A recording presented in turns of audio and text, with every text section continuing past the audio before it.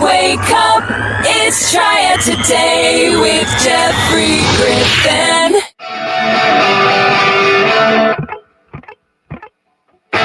News Talk Sports for the Triad, WSJS 835, bringing you the very best in local news talk sports conversation since 1930. It is time for us to get a little bit learned with Jermaine Williams and Brain Power. Jermaine, right off the bat, those Georgia Tech Yellow Jackets, number 13 in the country, brother. Are we talking a run to the postseason college football playoff in a couple months? Well, let's not count our chickens before they hatch there. But I think things are looking well here in Midtown Atlanta, and we'll see what happens in Durham on Saturday as the Jackets take on the Dukies. So hoping for the best, but I got to keep my feet on the ground. That's the way life really is. No, what fun is that? You got to be reckless and rambunctious. Come on now. I mean, to tell you, Georgia Tech just quietly keeps on winning and keeps moving up. I'm like, daggone, there's another one in the win column. Go ahead. I mean, if nobody's going to stop you, might as well go ahead and take it, right? Yeah.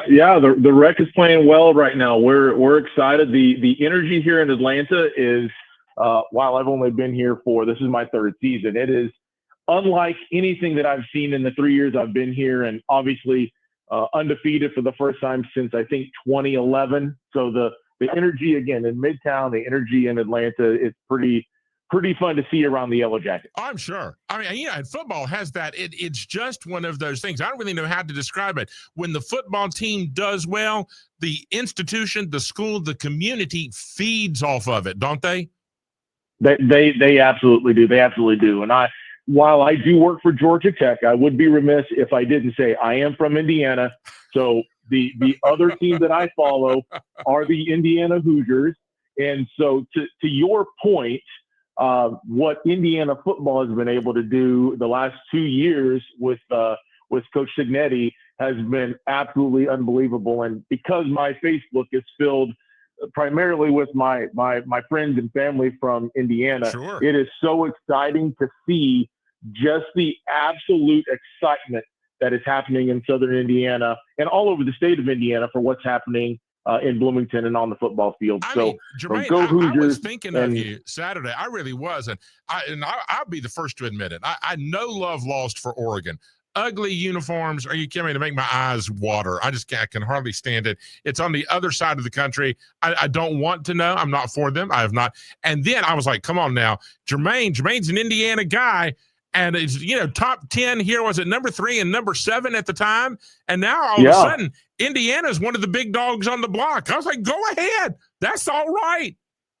Yeah, it's one of those weird things for those people in Indiana that we're used to the basketball team being in the top 25 or in the top 15, and we're used to football being laughed off the field and getting beat by 50 to an Ohio State or Michigan or what have you, and not sitting in the top 5 in the country and playing Oregon, which let me just say, when we were watching this game at halftime of our game on Saturday, I said to the group, guys, this is absolutely weird that Indiana is playing a Big Ten matchup against Oregon. I still can't wrap my head around it.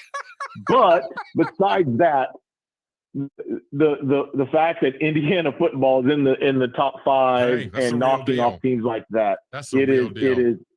It really is. And you talk about again. You mentioned on Indiana, and I folks, it's one of those things. Jermaine will understand this. I thought when Notre Dame came to Winston-Salem to play Wake Forest in football for the first time, I continued to say, I don't believe they're coming until I see them on the field. I just don't. I refuse. I don't believe that. I don't believe they're coming. And all of a sudden, when they run out, I will tell you, those helmets are gold. They are. They have absolutely told you the truth.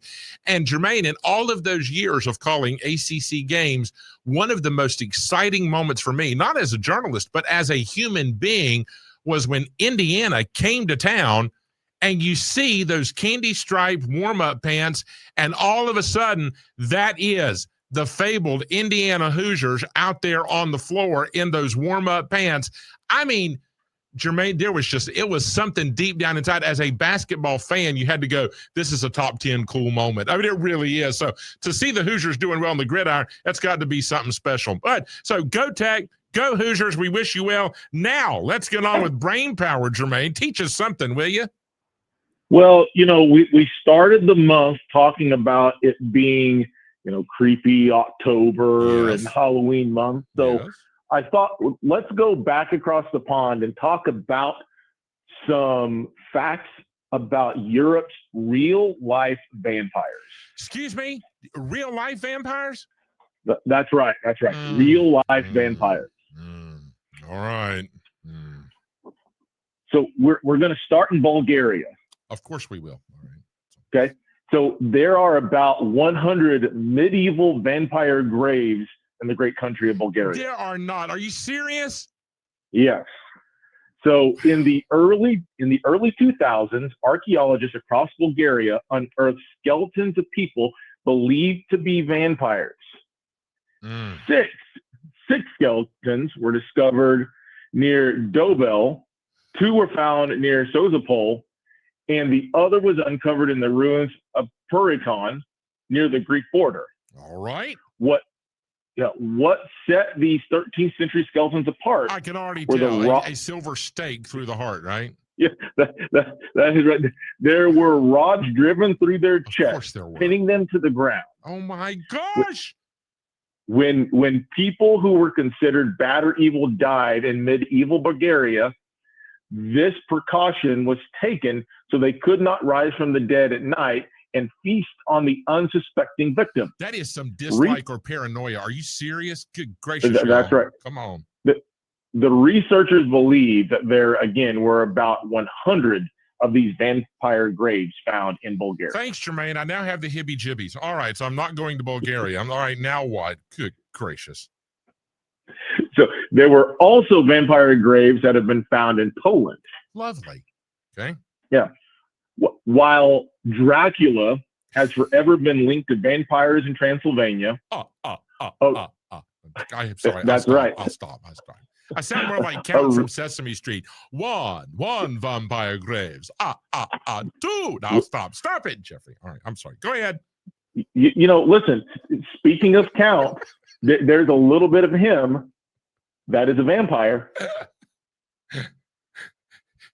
Yes. Yeah. There's a little bit of my friend there that's a vampire. What are we talking about?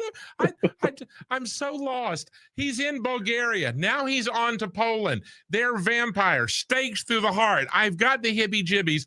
I tried to go Sesame Street. Jermaine's now being dark and moody. All right, just go. Give me another country. I'm so lost. All right, give me another. Okay. All right. Let's see. What other country do we want? Well, let's do this.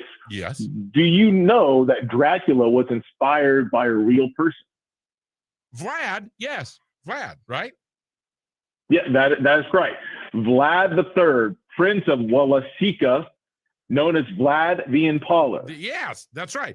He told his soldiers they had to cut off heads or do body parts on the stakes around the castle or something to intimidate any intruders or something like that.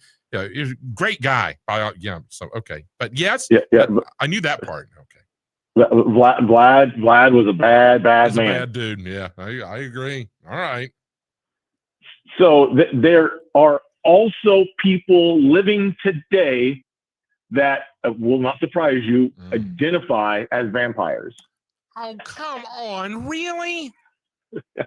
A 2015 study revealed that an unknown number of people from around the globe self-identify as real vampires. You say 2015? 2015. No, so y'all 10 need years some ago. help. That's what y'all need.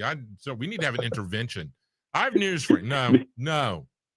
This is when your friends need to step in and go, we need to have a talk. Are you serious? Real vampires. So they don't go around drinking blood. Like they're breaking into the Red Cross. What's the deal?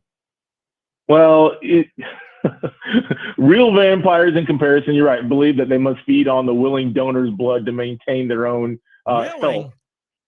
Yeah. Willing? Fortunately, real vampires do not present a danger to others, and are considered psychologically and socially stable, even though they want to say that they're vampires. I will not. I have no. I can only get in trouble from here on out. I'm not. No, Jeffrey. Hush, son. Hush. Bless my heart. Oh my gosh. So they're socially stable, even though they want to do vampire type things. Hey, everybody's socially stable, my friend. Everyone's socially stable. Says who? No matter what you want to be, what you want to do, you're socially stable. No, some people are cray-cray, and that's one of them right there. That's the group right there. If somebody says, "Hey, you want to go looking for blood Friday night?" y'all need to say no. So you're telling me that you didn't go looking for blood back in the day on Friday night after football games? No, we go looking for Reese cups or a seat at IHOP, but something like that. No, that's. No, you as close we ever got to blood was maybe boysenberry syrup at International House of Pancakes. Like that was it. Yeah. Now, why would you put anything on your pancakes other than just straight old regular syrup? Do you know what? I'm not even going to get into the popcorn, salt, or pumpkin or whatever it was. There was something. Jermaine and I were in a conversation once talking about pancake toppings, and what was that? Was that you or was that Dan? Who or was that? Was that Alec? Oh my gosh! Somebody was talking about like popcorn seasoning on their pancakes or something. It got really weird in a hurry. I can't remember. Popcorn seasoning on their pancakes. That's definitely not me, because you can ask Shayla. You can ask some friends that have visited the International House of Pancakes or the Cracker Barrel with me. There's one thing that belongs on pancakes, and that's maple syrup. Don't bring me boysenberry, blueberry, strawberry, whipped cream, strawberries. I don't want any of that stuff. I need some whipped butter, and I need some maple syrup, period. End of discussion. I wasn't saying I did the boysenberry. I'm sorry to have led you astray. I was simply present at a table when misguided souls would use the boysenberry. But I, too, am a maple syrup. Don't weird out. Don't make it difficult. Just go with the maple syrup and say your prayers and eat your pancakes, right? Oh, my gosh. Yes.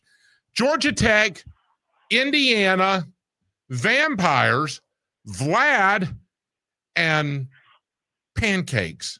That is brain power. You have to be academically strong to stay in the conversation. Jermaine, I got to tell everybody we said hey, and we'll talk with you in a couple weeks, my man.